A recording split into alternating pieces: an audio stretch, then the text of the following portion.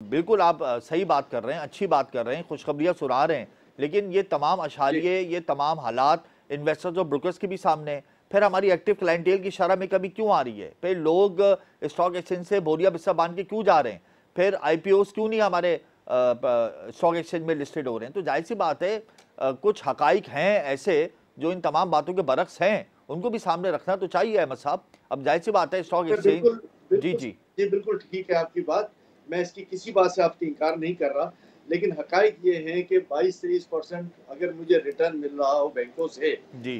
तो मैं क्यों जाऊंगा स्टॉक मार्केट की तरफ? एक टैक्सेस आम इन्वेस्टर, टैक्सेस आप भी एक आम टैक्सेस इन्वेस्टर कम करने होंगे, के तो आप हवाले से कहेंगे कि मुझे इस्लामिक इतने बैंकिंग टैक्सेस की 25% मिल भरमार रहा है है स्टॉक और एक्सचेंज मुझे में, नॉर्मल बैंकिंग में तो भी टैक्सेस कम 22 हो सकते हैं आइंदा वाले दिनों में। जी शमशाद अख्तर साहिबा अभी भी जी चेयरपर्सन है और इस वक्त फाइनेंस मिनिस्टर भी हैं, तो कुछ बातचीत हुई है आप लोगों की डायरेक्टर्स की कि भाई इतने ज़्यादा टैक्सेस लगा दिए, सीवीटी और सिंध सर्विस टैक्स है, सीवीटी टैक्स देखिए है, सुपर टैक्सेस हैं, कुछ टैक्सेस कम हो जी जाए तो लोग यहाँ तो पे राग़िब देखिए हो सकते हैं। देखिए हमने हमेशा जो है वो ईज ऑफ डूइंग बिजनेस की बात की है।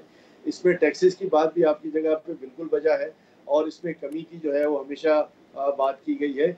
इस वक्त जो पाकिस्तान के इकोनॉमिक इंडिकेटर्स है, देखिए मैं सच्ची बात करता हूँ, जी हम पाकिस्तान का बजट या पाकिस्तान की गवर्नमेंट जो है इस बात के मुतहम्मिल नहीं हो सकती कि किसी चीज़ को या किसी टैक्स को इस सूरत हाल में कम करे, क्योंकि पूरे साल का बजट लेआउट हो गया है। अहमद साहब देखें, हमारे पास इनफ्लोज के मसाइल अभी भी हैं, रिजर्व्स हमारे दिन ब दिन डिक्लाइन की तरफ जा रहे हैं, कोई खुशखबरी नहीं आ रही इनफ्लोज के हवाले से। आईएमएफ के अलावा कोई और उम्मीद नहीं है। सऊदी प्रिंस का आने का हो रहा था गुज़िश्ता माह, वो भी नहीं आए, और अब ये बातें की जा रही हैं कि अक्टूबर के पहले हफ्ते में हो सकते हैं सऊदी प्रिंस आ जाएं, लेकिन उम्मीद उसकी भी रोशन नहीं हो रही है। तो आप नहीं समझते कि अगर आईएमएफ की रिस्ट्रिक्शन दिन ब दिन बढ़ जाएं और हम उसके ऊपर अमल दरामद करेंगे तो उसका एक नेगेटिव इम्पैक्ट स्टॉक मार्केट पर आएगा? देखिए आपकी बात बिल्कुल ठीक है, लेकिन मैं यहाँ एक पॉजिटिविटी की बात ये कर रहा हूँ कि आर्मी चीफ की जो मीटिंग हुई थी उसमें मैं भी मौजूद था, और उन्होंने जो है वो बरमला ये कहा कि 25-25 बिलियन डॉलर जो है वो सऊदी अरब और दुबई से कमिटेड हैं,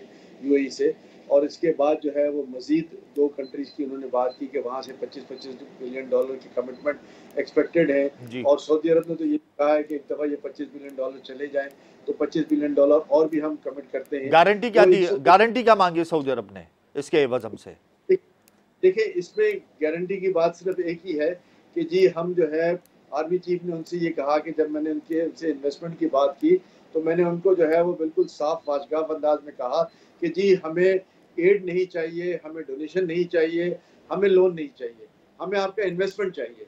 और ये बात सऊदीज को मैं समझता हूँ कि बड़ी अच्छी पसंद आई, और इन्वेस्टमेंट के लिए जो अपॉर्चुनिटीज़ हैं वो SIFC के ज़रिए 5 शोबों में दी गई, जिनमें ज़राअत है, लेकिन माइनर मिनरल्स है, है, इन्वेस्टमेंट के एवज डिफेंस सऊदी है। अरब ने गारंटी क्या मांगी हम लोगों से जो हम अभी देखिए तक नहीं दे पा रहे?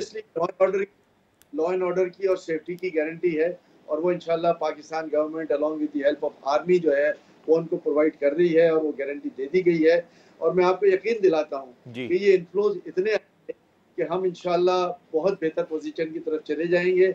हमारे मुल्क में जो एक महंगाई का तूफान है उसमें भी इंशाल्लाह कमी आएगी, और चीज़ें जो है वो नॉर्मलाइजेशन की तरफ चली जाएगी।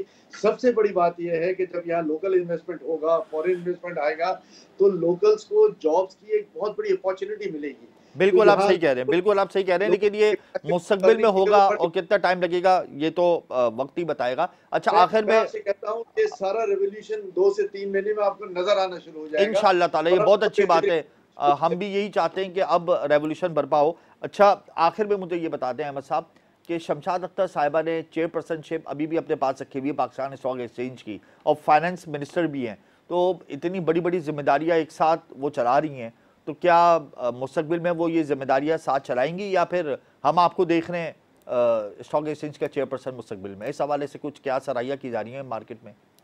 देखिए अव्वल तो मैं शेयर होल्डर डायरेक्टर हूँ और वो इंडिपेंडेंट डायरेक्टर हैं, और इंडिपेंडेंट डायरेक्टर ही स्टॉक के बोर्ड को हेड कर सकता है अकॉर्डिंग जी। To rules, number 1। नंबर 2 जो इसमें सबसे बड़ी बात है वो ये है कि मैडम जो है वो अल्हम्दुलिल्लाह दिन रात काम करने वाली शख्सियत हैं, और वो बड़ी मेहनत कर रही हैं, स्टॉक को भी पूरा वक्त दे रही हैं, फाइनेंस मिनिस्टर को भी वक्त दे रही हैं, और कोई कानून उनको ये बार नहीं करता कि फाइनेंस मिनिस्टर के नाते के होने की हैसियत से वो स्टॉक की बोर्ड की चेयरमैनशिप नहीं कर सकती। और ये भी हमें याद रखना चाहिए कि ये टेम्परेरी ओहदा है, फाइनेंस मिनिस्टर का, केयर टेकर का जो उनके पास है। तो मैं समझता हूँ इसमें ना कोई बार है, ना इसमें कोई कबात है।